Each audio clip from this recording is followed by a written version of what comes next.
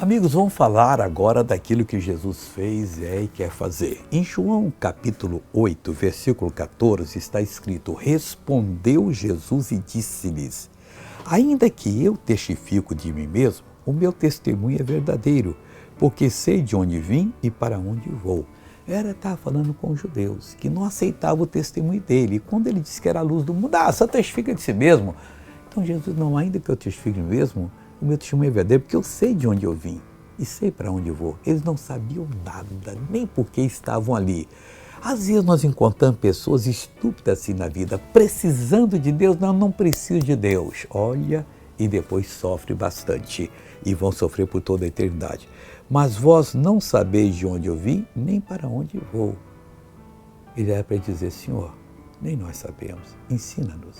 É tão bom ser humilde e ser abençoado, e Deus vai lhe usar dessa maneira. Vamos ver essa pessoa que foi abençoada, eu já volto. Maria da Paz, os seus braços só tinham o que de sofrimento neles? Tendinite, artrite reumatoide. O que a senhora não podia fazer?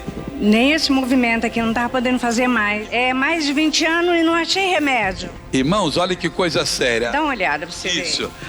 Puro sangue. Agora está sem dor. Tá sem dor. Palmas para Jesus. Agora eu quero orar com você. Pai, em nome de Jesus, eu uno a minha fé com a fé dessa pessoa, eu paraliso toda a obra do inimigo na vida dela, eu expulso agora e ordeno: saia, vá embora, não oprima mais, em nome de Jesus Cristo, sai, vai embora, para nunca mais voltar. E você diz: eu creio, obrigado Jesus, e amém.